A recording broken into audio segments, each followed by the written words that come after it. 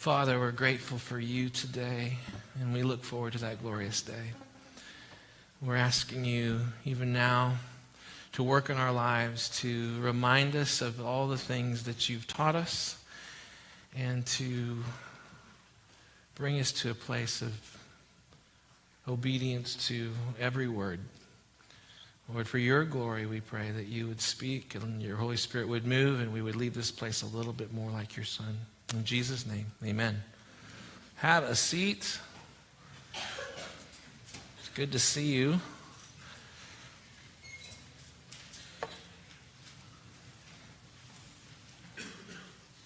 So it's been a really great 5 weeks for me. We started this journey into Ruth 5 Sundays ago. And I just have loved it. It's been awesome. I appreciate you coming and being a part of this, and especially appreciate that many of you have been reading through the book of Ruth, 1 chapter a day, and I hope that that's been good for you. Some of you have shared with me things that God has taught you, and there's a lot in there. I mean, I'm trying to do this book in 5 weeks. It's really been a challenge. Chapter a Sunday. There's so much that I feel like I want to say, but I just have to leave out because we just don't have that much time. Pastor Joe's been gone for 4 of those weeks. The last 2 he spent in Greece. He's back now, or at least on his way back. I don't know if they landed or not. I haven't heard, but I know that they left yesterday, which would have been tomorrow. No. Anyway. Crazy international date line. I don't know where they're going. It depends on which way they're flying, I guess, or something. Anyway, but hopefully they'll be back soon, and continue to pray for him. Next week, Pastor Mike's going to preach. Sean and I are actually flying away. Joe's flying back. We're flying away. We're going to Hong Kong, of all places. So 13 hours with Elias in a big metal tube traveling at 600 miles per hour. Yeah. Yep, we're pretty excited about that. Benadryl in hand. And don't get all judgmental on me. The doctor said we could give it to him. Although I'm thinking about just taking it for myself. You know what I mean? I don't care. Anyway, but it's going to be, we're excited. I'm wearing I'm going away on vacation shirt. So just so you know, I wore this today. I'm excited about that. This book of Ruth, it's a great story. Now, some of you haven't been here for the whole thing, and so I want to give you what I call the Cliff's Note version of the book of Ruth. I'll just buzz through it kind of quickly because I want to catch you up to speed. It's a great story. I like to call it the Cinderella story of the Old Testament. It's a great story about how God works in people's lives, and I want to be careful to remind you that there's no one character in the book of Ruth that we equate as God, right? Or this is like the Boaz is, kind of like God in this story. But we do see God's character in all of the various players in the story. And of course, the opening scene, the screen, the curtain lifts and the screen, and first thing on the screen is a picture of Elimelech and Naomi. And they're an Israelite couple that are living in Bethlehem, and it's in the time of the Judges. You'll remember at the end of the book of Judges, which is the book right before Ruth in the Bible, we see these final words that said, in that time there was no king in Israel, and so everyone did what was right in his own eyes or in his own mind. And so it's kind of, the idea is this, that it's a time of not total anarchy, but definitely a time when God is not being really followed, the law is not being followed, and people are kind of doing whatever they want to do. And because of that, the town of Bethlehem, where Naomi and Elimelech live, is experiencing a famine, which in itself is kind of a funny thing if you think about it, because the word Bethlehem literally means house of bread. And so there's no food at the house of bread, and so Elimelech makes a decision, and I think it was a bad decision. I think that God made it really clear that this was not something he was supposed to do. But Elimelech decides, he packs up his wife and his 2 sons, Mahlon and Chilion, 2 very great Klingon names. We mentioned that earlier. If you're looking for names for your kids, there you go. And they moved to a place called Moab. Now, Moab is a people group not far from Bethlehem, but they are the descendants of Lot. They have a kind of a very sketchy past. Lot had an incestuous relationship with his daughter, and she got pregnant and had a son, and she named him Moab. Moab. And so the Moabites are the descendants from that. And they not only do they have kind of a sketchy past, but they worship a demon god, and they don't follow Yahweh. And so because of that, God has forbidden the people of Israel to associate with the Moabites, to live amongst the Moabites, and he's forbidden them to marry Moabites. And sure enough, Elimelech moves his family away from God's people and God's presence. They're there about 10 years. In that time, or more, in that time, Mahlon and Chilion marry Moabite women, also expressly forbidden in Scripture. Ruth and Orpah, these are the two Moabite daughter-in-laws to Naomi. During chapter 1, we see that the worst of all things happens. Elimelech, Mahlon, and Chilion all die. So all of the men in Elimelech's family, the immediate family, are now dead, and you have 3 grieving widows, Naomi, the mother, and then Ruth and Orpah, the daughters-in-law. And so Naomi looks at Ruth and Orpah and says, I think I'm going to go back to Bethlehem. I have nothing. I'm completely broke. I don't have a husband. I don't have any sons for you. My suggestion to you is you go back to your families and just try and do the best you can in Moab. Orpah agrees, and she hugs and kisses her mother-in-law goodbye, and she goes back to her family. Ruth, in a very famous passage in the chapter 1 of the book of Ruth, says those words, your people will be my people, and your God will be my God. I will go and be with you, and I want to, where you're buried, I want to be buried. I mean, she was committing herself to, not just to Naomi, but to the nation of Israel and the people of Israel and to the God of Israel. She was forsaking her own people, her own language, her own culture, her own family, and her own religion, and she was basically binding herself to the religion of Naomi. This, I believe, was Ruth's moment of conversion. So they head back to Bethlehem, and when they get there, some of the women from the town recognize Naomi from all those years ago, and they say, oh, is this not Naomi? And you remember this part of the story where Naomi very famously says, don't call me Naomi, which means pleasant or sweet. She says, I want you to call me Mara, which means bitter, right? And so that's one of those names in the Bible. Who would name their daughter Mara, right? Meaning bitter. Dorcas is another pretty funny name in the Bible, isn't it, Tabitha? Anyway.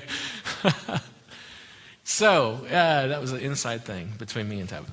Anyway, but, so here they are, and she says, now I want to say something about Naomi just for a second, because I want to be really clear. Sometimes when we think of the term bitter, or the word bitter, we think of someone who's angry, right? She's just a bitter old woman, right? And I even use that phrase, and I don't want to mislead you. The bitterness that Naomi was experiencing was one of intense sorrow and despair. But she was just brokenhearted that all of these things had happened. When you think about it, 3 funerals, bang, bang, bang. And she said it. She says, I went away full and I came back empty. I had nothing. She was just hopeless. And so this is what Naomi's experiencing. The opening of chapter 2, there's a little ray of light that shines down.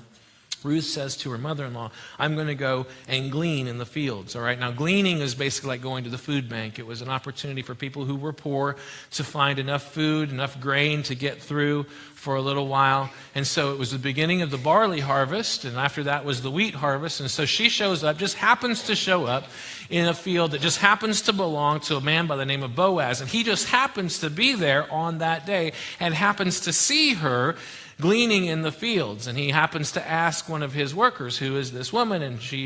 And the worker explains to him who she is, and Boaz shows her great kindness. And this is the part of the story where we start to get excited, like, okay, all the tragedy's taken place, but now there's this glimmer of hope, and we're excited about what's going on, and we see love kind of blossoming, right? And we're thinking about that. And so for weeks and weeks and weeks, Ruth continues to go back to Boaz's field. She talks to her mother-in-law, and her mother-in-law says, well, this guy not only happens to be nice to you and happens to be Boaz, but he also happens to be one of our near relatives. He was a relative of Elimelech. Matter of fact, he is uniquely qualified as a kinsman redeemer. Now, we'll talk about that more in a little bit. But just understand that there is a little ray of sunshine starts to break through the clouds. And we're all, I'm thinking at this point in the story, like, this is great. Come on, Boaz. Come on, Ruth. You see the couple and you're thinking they're going to get together. And at the end of chapter 2, we have the worst letdown in the book, where basically it says, and Ruth continued to live with her mother-in-law. Like, what is going on, right? Boaz, get off the stick and ask this girl out. So verse 3, Naomi also demonstrates that she is getting a little bit anxious or maybe frustrated with how slow things are moving. And so she comes up with this scheme. Here's what you're going to do, Ruth. Ruth, you're going to get all dressed up, and you're going to go down, and you're going to find Boaz in the middle of the night at the threshing floor, and you're going to wait till he's asleep, and then you're going to go over, and you're going to lay down next to him, and there's all this other stuff that you just have to read chapter 3. I don't want to relive it from up here, but I want to say it was just kind of a creepy thing. Anyway, so she goes, and she does this, right? She makes it, let's just put it this way. Ruth makes it absolutely clear and maintains her integrity and Boaz's integrity, so don't get the wrong idea. But she makes it absolutely clear that she is interested in marrying Boaz. And Boaz makes it absolutely clear that he is interested in marrying her. And so we're thinking this is the moment, right? Where the heavens light up, the angels sing, they release the doves. This is the kissing part, right? But no, it's not, because Boaz informs her, unfortunately, there's one little fly in the ointment. There's one more setback we're going to have to work our way through. And that is this, that there is, while he is a close relative of Elimelech's, there is one who is closer, who is in first position to redeem as kinsman redeemer, to buy the property, to provide for Naomi, and to marry Ruth. And so the end of chapter 3, we see Ruth with her mother-in-law, and they're like, it's out of our hands. We can't do anything. We've made it clear this is, I made it clear I love Boaz. He's made it clear he loves me, but it's really up to this other redeemer. So chapter 4 opens with Boaz at the city gates, and he is there waiting for this other redeemer, and the other redeemer comes by, and the other redeemer, when he sees him, he says, oh, hey, friend. Now, he doesn't really probably say, hey, friend, but the narrator puts that word in there. It really doesn't even mean what it translates to. It's the words that Boaz is, the narrator uses, is a Hebrew idiom that would best translate, hey, Mr. So-and-so. So in other words, we're not even going to name his name. It's not that Boaz didn't know his name. It's not that the narrator probably didn't know his name. The narrator, I'm sure, probably did know his name. But it's just that he is a person of no consequence, and you'll see very quickly why. So Boaz says, hey, Mr. So-and-so, I want to inform you that there's an opportunity for you to redeem a property. And he explains all of it to him. Like, there's this widow named Naomi, and she's the wife of Elimelech, and she has this property. And Mr. So-and-so says, yeah, I'm in. Let's do it. And at that point, we're all just frustrated. No, this isn't right. Ruth doesn't need to marry Mr. So-and-so. She needs to marry Boaz. What's going on? And that's when Boaz says, oh, by the way, it's not just Naomi and the property that are in play here, but there's also this Moabite woman named Ruth. And that changes everything, because for Mr. So-and-so, redemption was all about personal gain. I'll redeem this property, and then I'll have it, and I'll be able to expand my family's inheritance and legacy will expand. All I'll have to do is take care of this widow Naomi, who's well past childbearing age. I'm sure that it won't be a problem. She'd live a few more years. We'll take care of her, and then boom, and then everything becomes ours. But as soon as he finds out about Ruth, the Moabitess, he would have to provide an heir for her, and then that heir would eventually inherit the property. Then now he's completely out, because there's no personal gain for him. And that's kind of where we pick it up, the story. He says to Boaz, you just need to redeem this. I give up the right to redeem it. I give it to you. I give you the right. And so Boaz says, yes. And we're kind of picking it up from there in chapter 4, verse 13. So Boaz, do I have anybody back there? There it is. Okay, good. Wave your hand. Hi, Matthew. Good to see you. Boaz took Ruth, and she became his wife. And then he went to her, and the Lord enabled her to conceive, and she gave birth to a son. So there it is, all in one verse, a wedding, a conception, and the birth of a son. That's pretty exciting stuff. And in verse 14, then the women said to Naomi, praise be to the Lord, who this day has not left you without a kinsman redeemer. May he be famous throughout Israel. He will renew your life, verse 15, he will renew your life and sustain you in your old age. For your daughter-in-law, who loves you and is better to you than 7 sons, has given him birth. And then Naomi took the child, laid him in her lap, and cared for him. And this is kind of the end of the movie. Remember last week we said this is kind of the end of the story.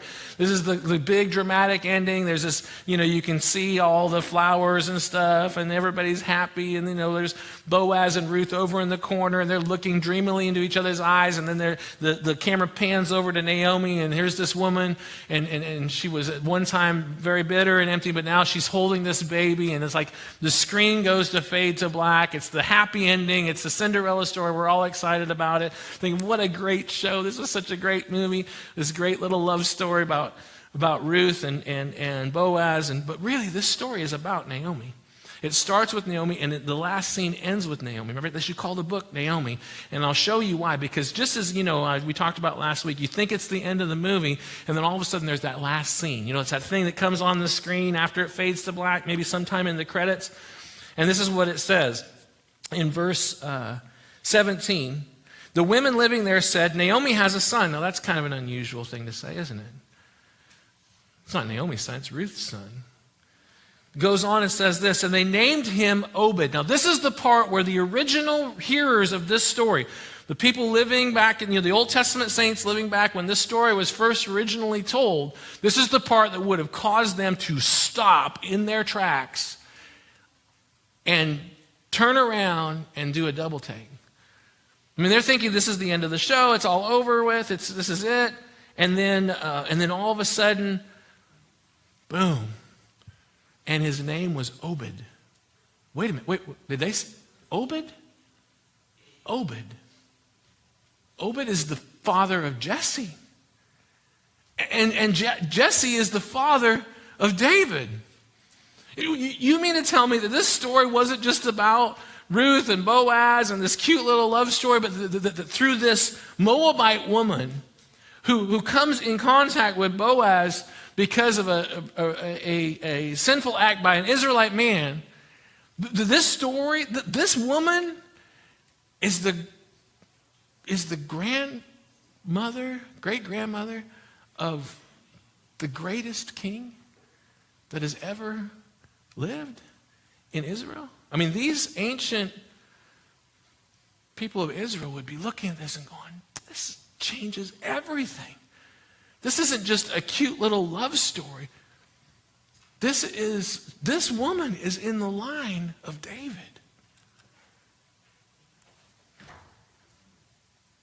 And as if that wasn't enough, the narrator goes back and he repeats this 10 generations back.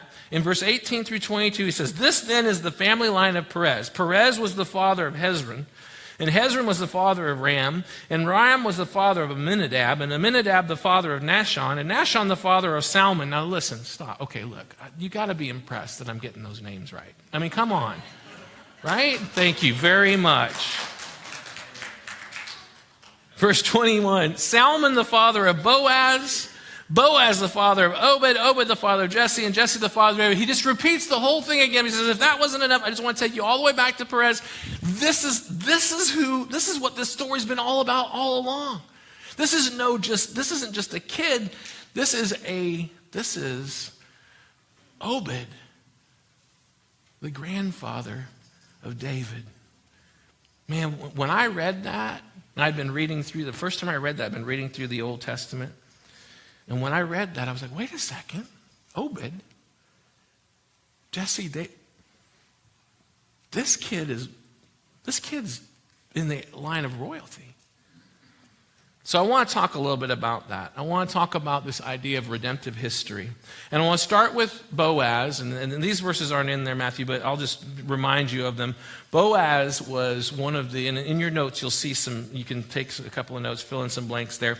Boaz was the redeemer in the story, right? And remember, careful, Boaz doesn't equal God in the story, but there are some characteristics of God that we'll see in Boaz, and we're going to look at Obed, and we're going to look at Jesus, and we're going to look at us. But I want to start with Boaz. You remember back in chapter 2 when Naomi told Ruth for the first time, Boaz is a relative of us, he's a kinsman redeemer. In chapter 3, Boaz affirms that, says, yeah, that's true, but, I'm not the closest one. And then in chapter 4, finally, the kinsman redeemer says to Boaz, buy it yourself. In other words, he takes first position and he gives it to Boaz. And I love what Boaz says. Once the Mr. So-and-so gives up his redemption status, then Boaz says this. He says, today you are witnesses, talking to all the people at the gate. He announces to the elders and all the people, today you are witnesses that I have bought from Naomi all the property of Elimelech, Kilion, and Mahlon.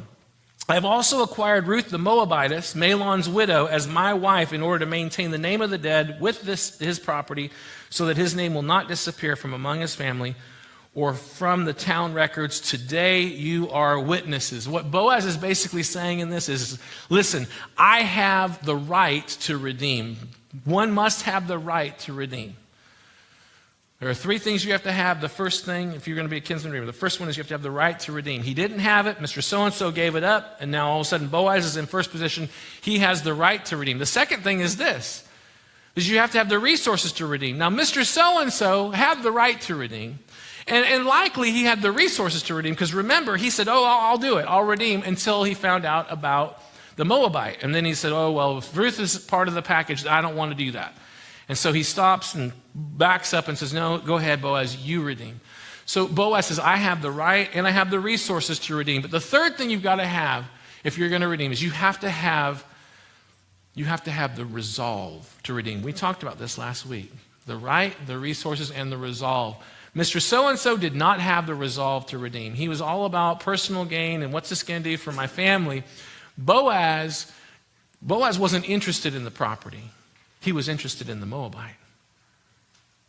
It wasn't for him, it wasn't about personal gain or financial gain. It was about, I want to care for Ruth, and by extension for Naomi. I want to pay the price to make sure that they are provided for. I'm willing to redeem. I want to redeem. Now we're going to see, as we go further down, how this right, resources, and resolve to redeem plays into redemptive history later on. But I want to talk a little bit about Boaz. There's something that you may have missed in this passage. I know I missed it for years. I didn't see this. And so I want to go back over it with you a little bit slower. I've read it a couple of times. I don't know if you caught it. If you did, you're doing a very good job of not making it known. So I want to go back over it and just show this to you. I'm going to go back to, this should be the next slide, Matthew, Ruth 4:13. So Boaz took Ruth, and she became his wife. Remember that? He went to her, and she was able to conceive. The Lord enabled her to conceive, and she gave birth to a son. Verse 14, the women said to Naomi, praise be to the Lord, who this day has not left you without a kinsman redeemer. And I'm thinking, that's right. Great job, Boaz. Thank you, God, for Boaz, right? May he become famous throughout Israel. That's verse 14. But look at verse 15. It changes everything. He will, and talking about the kinsman redeemer, all right? These women are talking about this kinsman redeemer. They said, he will renew your life and sustain you in your old age. For your daughter-in-law, who loves you and who is better to you than 7 sons, has given him birth. Do you see that? They're not talking about Boaz. Ruth did not give birth to, that would be weird. Okay, Ruth did not give birth to Boaz. Who did Ruth give birth to? Obed. And I first when I saw this, I thought, this can't be right. There's a typo in my Bible. And then I went back and I looked, and do you know that in the Hebrew language, there are, the pronouns have age attached to them, right? Right? Like senor or senorita and senora, right? There's an age. Okay, so in the same way, the pronouns here, this is the only place in the Old Testament where the pronoun, where the kinsman redeemer is being referred to, that they're a child. All of the pronouns point, this is a child. They're talking about Obed. They're talking about Obed in the reference to the kinsman redeemer. And what this does is it gives us a picture of the role of this child in the life of Naomi. And this picture of the role of Obed in the life of Naomi is also a picture of what God brings into our lives. And so I want to go over, there's like 6 things I want you to see. And the first one is this, that God, like Obed, okay, picture Obed in the arms of Naomi. Like Obed brings to Naomi, God brings to his people from death to life. Do you remember the book of Ruth? It starts with 3 funerals. Remember that? Death. And it ends with a wedding and a baby. Life. God brings his people from death to life. But God also brings his people from a curse to a blessing. There is no greater curse in ancient Israel than to be without child, to be without an heir. It was looked on as God is so angry with you that he wants your family name to end with you. You will be the last person in your family line because you've been so disobedient, or he's so disappointed in you or so frustrated with you. That was the idea. God has cursed you. And we see with the birth of Obed that God has brought this curse, changed this curse into a blessing. God brings his people from a curse to a blessing. God brings his people from bitterness to happiness. Can you imagine the look on Naomi's face as she's sitting there holding this grandbaby? I mean, don't call me Mara anymore. You call me ecstatic. You call me overwhelming joy. God brings his people from bitterness to happiness. And God brings his people from emptiness to fullness. You remember at the end of chapter 1, what was it that Naomi said? She said, God, I went away full and God has brought me back empty. She's standing there with nothing, literally nothing. And she doesn't realize it, but right next to her is Ruth. And she doesn't understand the invisible hand of God's provision, but through this Moabite girl who refused to return to her own family, but bound herself to Naomi, through Ruth, God was going to fill her up again. And I can just see her holding in her arms the fullness of God. And finally, God brings his people from despair to hope. Utter and complete despair. I have nothing for you.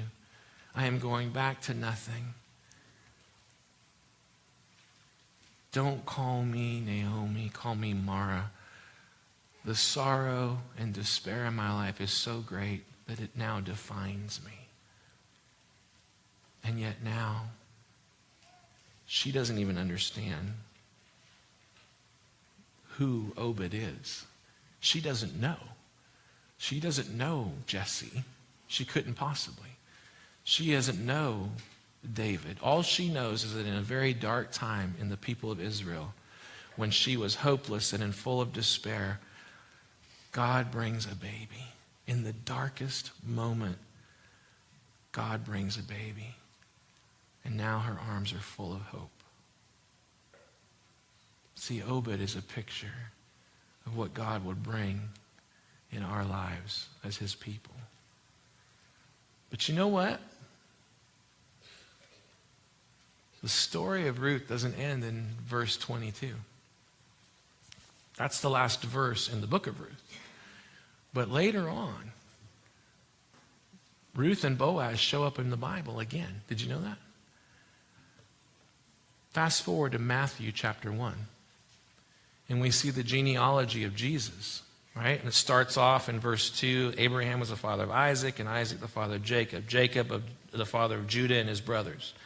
Judah was the father of Perez. Remember Perez? And Zerah, whose mother was Tamar. Remember that name. We're going to come back to Tamar. Perez was the father of Hezron. Hezron the father of Ram. Ram the father of Amminadab. Amminadab the father of Nahshon. Nahshon the father of Salmon, right? Salmon the father of Boaz. Here we go. Circle Boaz. There he is.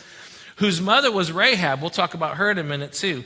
So Salmon the father of Boaz. His mother was Rahab. Boaz the father of Obed. Whose mother was, there it is, Ruth. Oh, how I wish that the Old Testament saints that were hearing the story of Ruth for the first time could see this genealogy. Oh, how I wish that Naomi, as she was holding Obed, could see this genealogy because it continues on. Obed, the father of Jesse, and Jesse, the father of David. Skip down to verse 16 through a bunch of other fathers of, and you get to Jacob, the father of Joseph, the husband of Mary, of whom was born Jesus, who is called the Christ. This is the line. And Ruth is part of it. But they had no idea. They had no idea. How about that? How about that?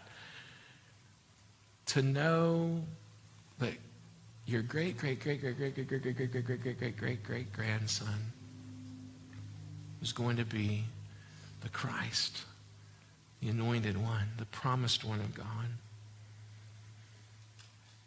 So the question then is, well, Jesus, kinsman redeemer? Well, let's put him to the test. Does he have the right to redeem? Emmanuel literally means God with us, or like my Young Life friend likes to say, God in a bod, right? Jesus born into this world, God in human form, God like us in human form, God near to us, God akin to us, kinsman. Does he have the right to redeem? Oh, yes. He certainly has the right to redeem. When Jesus came in the incarnate state and as a baby, born of Mary, born of a virgin, he was born with the right to redeem. Well, how about the resources? Does he have the resources to redeem? Well, that's a good question. Let's see. All authority has been given to me in heaven and earth. This is Jesus, the Messiah, who, by simply saying a word, calms the seas, raises the dead, heals the sick and blind. This is Jesus, King of all kings. Does he have the resources to redeem? I think so. So then the last test he must pass, the test that Mr. So-and-so could not pass, is does he have the resolve to redeem? Does he have the resolve? This Jesus, Son of the living God, who knew not sin, takes up a wooden cross on his back. And not just the weight of that cross, but the weight of our sin, of your sin and mine. All of the wrath of God poured out on him, all of the agony of eternal separation from God poured out on him, all of the pain and horror of the cross. Does he have the resolve? I think so. He is the kinsman redeemer. And I want to say this, Jesus is alone able to pay the price for your salvation. There's nothing you can do to earn it or deserve it. Jesus alone is able to pay that price. 1 Peter chapter 1, for you know that it was not with perishable things like silver or gold that you were redeemed from the empty way of life handed down to you from your forefathers, but rather with the precious blood of Christ, a lamb without blemish, without defect. In him we have redemption, Ephesians teaches us, through his blood. The forgiveness of sins in accordance with the riches of God's grace that he lavished on us with all wisdom and understanding. Jesus alone is able to pay the price for our redemption. And I want to be clear, this is not like, we are not like Ruth, the Moabitess, that Boaz sees across the field from afar and sees our beauty and is attracted to us. It's not like that at all. As a matter of fact, it's exactly the opposite. Jesus did not look on us. There is nothing about you or about I that would be attractive to a holy God. The sin of our lives makes us entirely unattractive, unworthy of redemption. And yet, because of his obedience, his unwavering obedience to the will of God and his desire to love us in spite of us turning against him, in spite of us despising him and despising his rule in our life, in spite of all of the sin in our life, Jesus still willingly pays the price for our sin. He chooses this, not because of anything we've done, but because of who he is. And also, Jesus alone is able to guarantee the promise of our restoration. He not only pays the price, but he provides. He guarantees our restoration.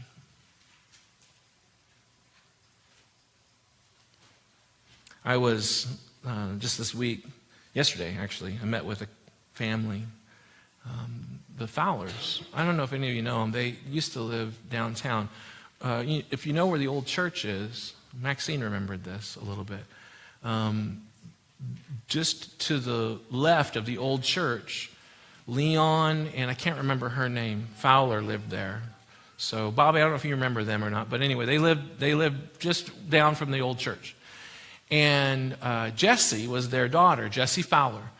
And they lived there for a while, and she died recently. She was 79 years old, and she died, and she wanted to be buried where her mom and dad were buried, and they were buried in Furlong. So her daughter, Jessie's daughter, Sherry, called me. She said, hey, you don't know me. We don't go to your church. I don't even live here. I live back east. But my mom used to come to your church, to VBS, and she wants to be buried where her parents are buried, and we were just wondering if you would be willing to do the service. And I said, of course, I'd be honored to. And so yesterday they had the graveside, and I was there, and I got to meet Sherry face to face and talk to her a little bit. We talked over the phone a bit, but she told me a couple of things about her mom that I thought were really interesting. Her mom, Jessie, wasn't someone who you got to know very easily. She kind of played her cards close to the vest. She was friendly enough. She wasn't mean or anything, but she just was pretty shy. Great piano player, I guess. Anyway, and one of the things, though, that she said that Sherry shared with me about her mom was that her mom was very intent on making sure that the kids came to church. Sherry said she was one of those VBSs. When she was at that VBS, she got saved. She gave her heart to the Lord.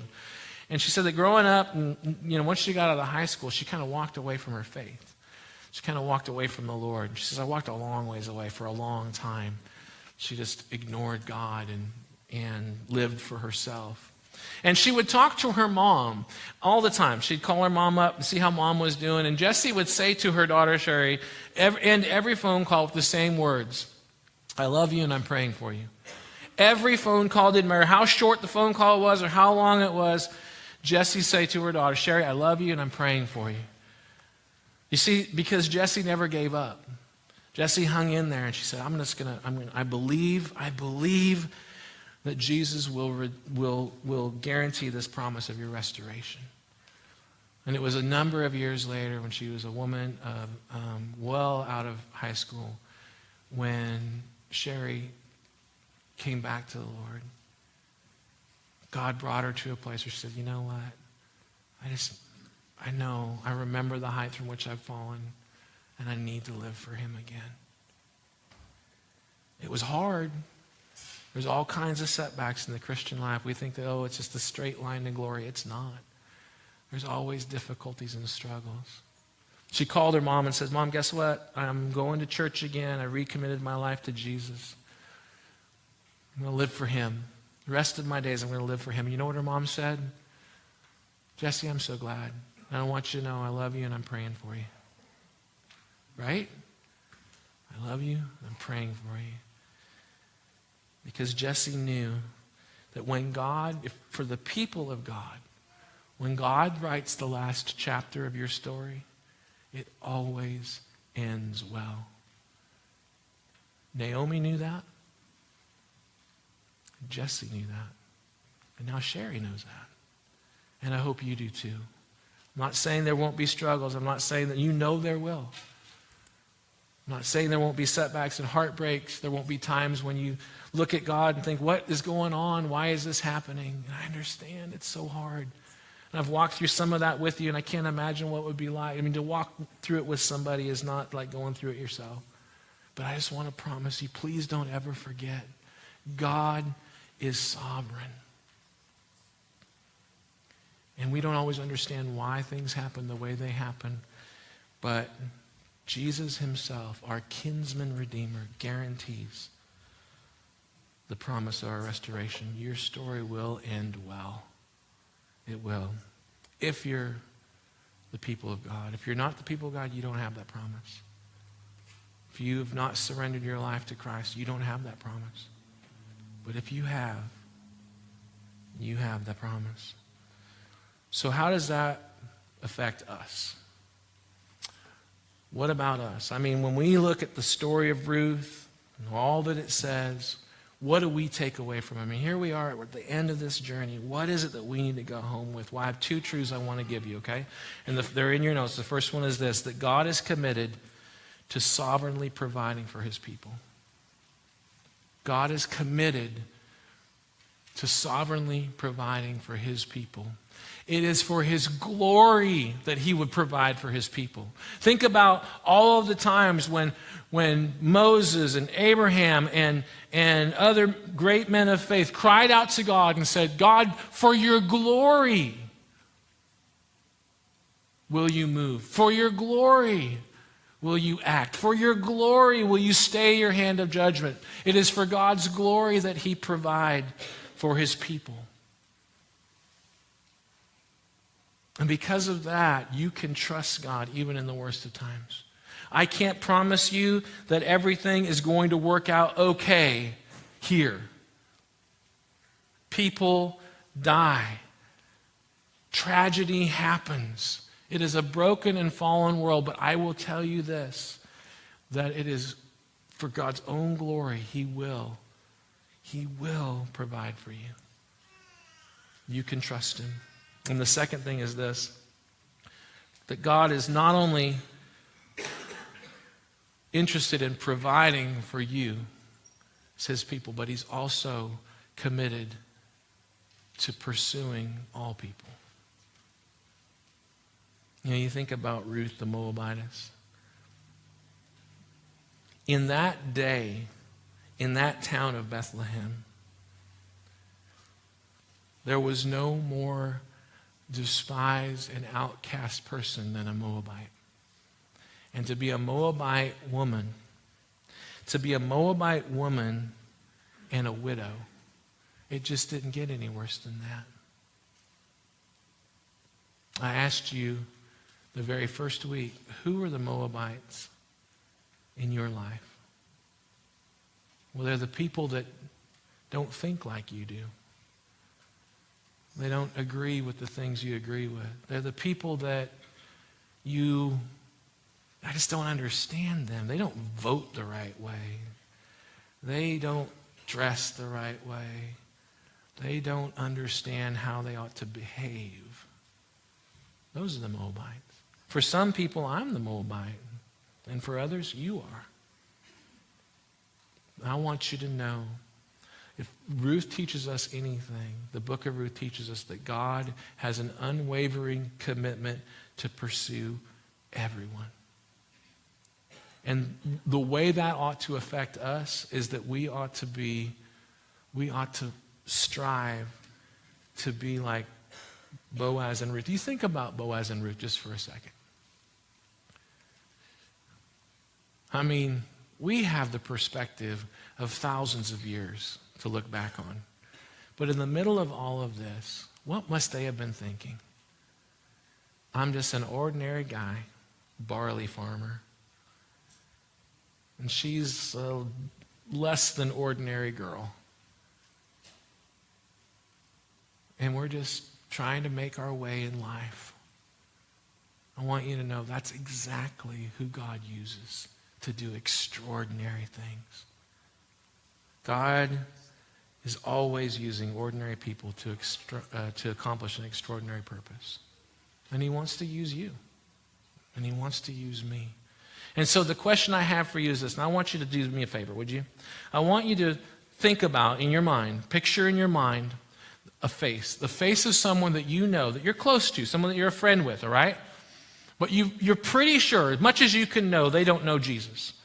right? Maybe they're a good person, maybe they believe in God, but as far as you know, they've never surrendered their life to Jesus. I want you to just picture them in your mind. Can you do that for me? I know some of you are like, I've got dozens. Just pick one.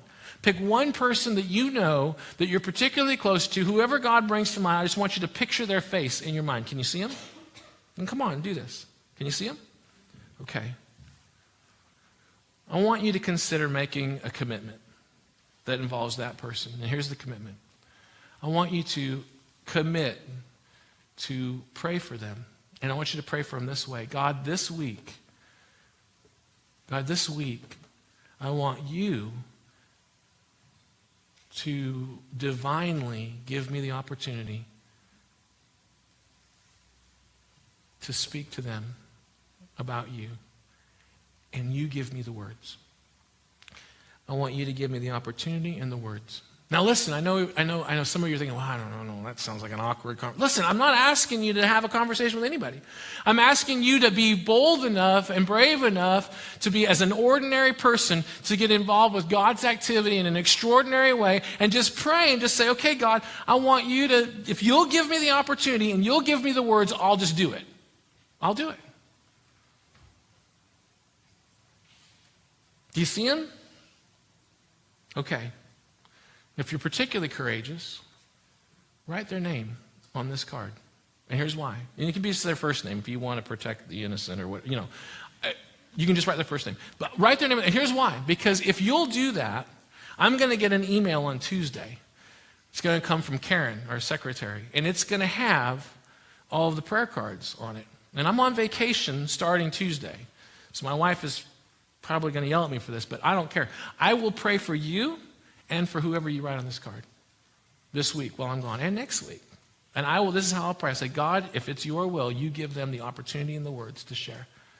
This is how we as ordinary people get involved in the extraordinary activity of God. And I just want to encourage you to do